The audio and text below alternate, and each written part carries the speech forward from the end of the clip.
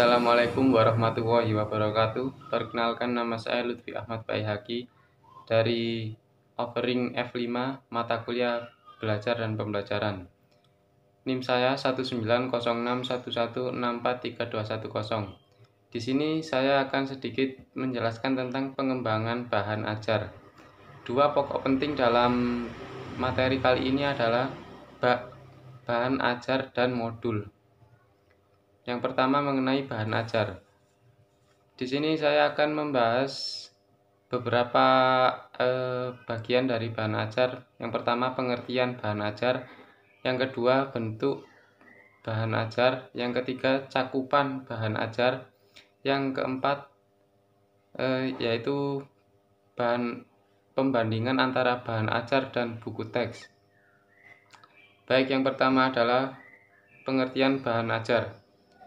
Bahan ajar merupakan informasi alat dan teks yang diperlukan guru atau instruktur untuk perencanaan dan penelaahan implementasi pembelajaran.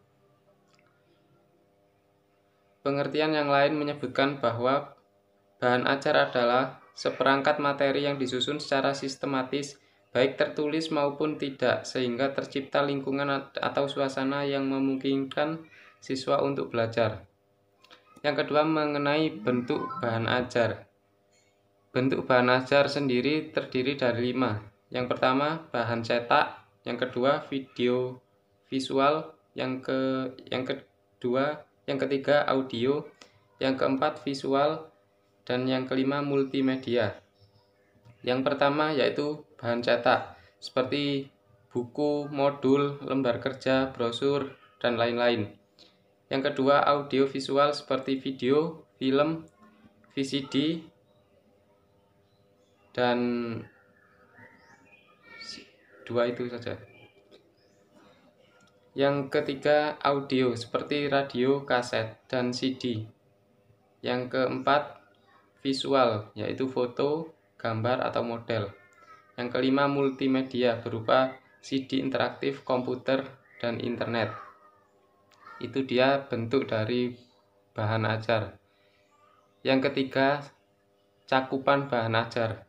Cakupan bahan ajar sendiri terdiri dari 7 materi. Yang pertama judul atau MP, SK, KD, indikator tempat. Yang kedua petunjuk belajar. Yang ketiga tujuan yang akan dicapai. Yang keempat informasi pendukung. Yang kelima latihan-latihan. Yang keenam petunjuk kerja, dan yang ketujuh adalah penilaian. Di sini juga membahas tentang lembar kegiatan siswa atau LKS. Saya akan memberi 3 materi tentang LKS ini sendiri. Yang pertama pengertian lembar kerja siswa atau LKS, yang kedua langkah-langkah penulisan LKS, yang ketiga struktur LKS. Yang pertama mengenai pengertian LKS. Pengertian LKS sendiri adalah lembaran-lembaran berisi tugas yang harus dikerjakan oleh siswa. Lembaran itu berisi petunjuk langkah-langkah untuk menyelesaikan suatu tugas. Yang kemudian adalah langkah-langkah penulisan LKS. Di sini ada 5 langkah untuk menulis LKS. Yang pertama, melakukan analisis kurikulum, SK, KD, indikator, dan materi pembelajaran lainnya. Yang kedua, menyusun peta kebutuhan LKS. Yang ketiga, menentukan judul LKS. Yang keempat, menulis LKS. Dan yang kelima, menentukan alat penilaian. Selanjutnya yaitu struktur LKS. Terdiri dari 8 poin. Poin yang pertama adalah judul atau mata pelajaran, semester, tempat. Yang kedua petunjuk belajar. Yang ketiga kompetensi yang akan dicapai. 4 indikator. 5 informasi pendukung. 6 tugas-tugas dan langkah-langkah kerja. 7 penilaian. Dari kedua materi yang telah saya jabarkan barusan, terdapat perbedaan antara bahan ajar dan buku teks atau LKS tersebut. Yang pertama, bahan ajar merupakan bahan atau materi pembelajaran yang disusun secara sistematis yang digunakan guru dan siswa dalam kegiatan belajar mengajar. Sedangkan buku teks merupakan sumber informasi yang disusun dengan struktur dan urutan berdasarkan bidang ilmu tertentu. Berikut adalah poin-poin dari bahan ajar. Yang pertama, menimbulkan minat baca. Yang kedua, ditulis dan dirancang untuk siswa. Yang ketiga, menjelaskan tujuan instruksional. Yang keempat, memberikan rangkuman. Yang kelima, kepadatan berdasarkan kebutuhan siswa. Yang selanjutnya adalah poin tentang buku teks. Yang pertama, mengasumsikan minat dan pembaca. Yang kedua, ditulis untuk pembaca, yaitu untuk guru dan dosen, bukan untuk siswa. Belum tentu menjelaskan tujuan instruksional. Yang keempat, disusun secara linier. Itulah tadi perbedaan antara bahan ajar dan buku teks. Yang kedua, kita membahas tentang modul.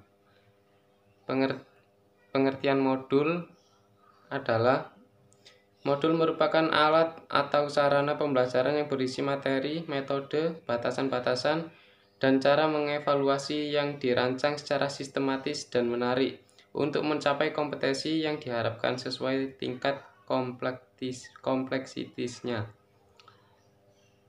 Berikutnya adalah tujuan penulisan modul. Tujuannya yaitu 1. Untuk memperjelas dan mempermudah penyajian pesan agar tidak terlalu bersifat verbal.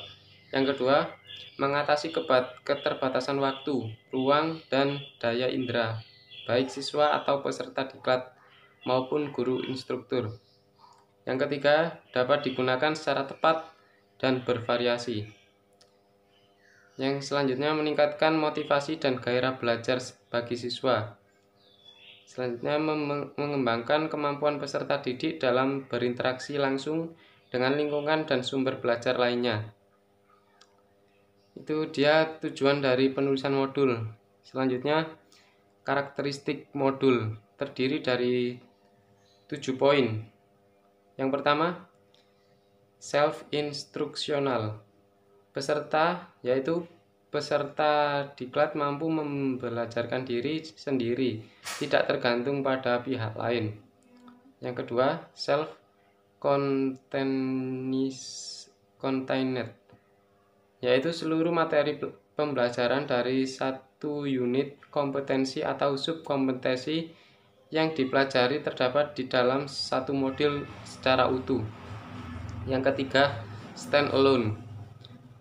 Stand-alone berarti modul manual atau multimedia yang dikembangkan tidak tergantung pada media lain atau tidak harus digunakan bersama-sama dengan media lain. Yang keempat, yaitu adaptif. Adaptif merupakan modul yang hendaknya memiliki daya adaptif yang tinggi terhadap perkembangan ilmu dan teknologi. Yang kelima, user-friendly. Modul hendaknya juga memenuhi kaidah bersahabat atau akrab untuk pemakaiannya. Yang keenam, konsistensi. Konsistensi dalam penggunaannya adalah font, spasi, tata letak, atau layout. Yang tujuh, yang terakhir adalah format. Format dibagi menjadi 3, yaitu format kolom tunggal atau multi, 2, format kertas, vertikal dan horizontal, 3, ikon yang mudah ditangkap. Selanjutnya, kerangka modul.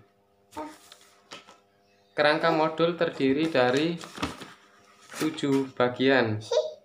Yang pertama, halaman sampul. Yang kedua, halaman francis. Yang ketiga, kata pengantar. Yang keempat, daftar isi. Yang kelima, peta kedudukan modul. Dan yang keenam adalah glosarium. Pembagian kerangka modul yang pertama, bab 1, yaitu pendahuluan. Meliputi deskripsi, prasyarat, petunjuk penggunaan modul, tujuan akhir, kompetensi cek kemampuan, dan peran guru antara lain. Yang kedua, pembelajaran meliputi rencana belajar peserta didik dan kegiatan belajar. Yang ketiga, evaluasi.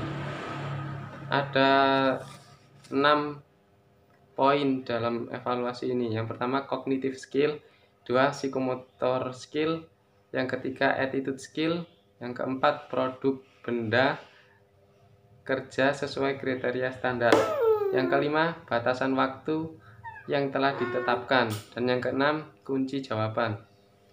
Yang keempat adalah penutup, berisi tentang daftar pustaka. Sekian dari saya. Wassalamualaikum warahmatullahi wabarakatuh.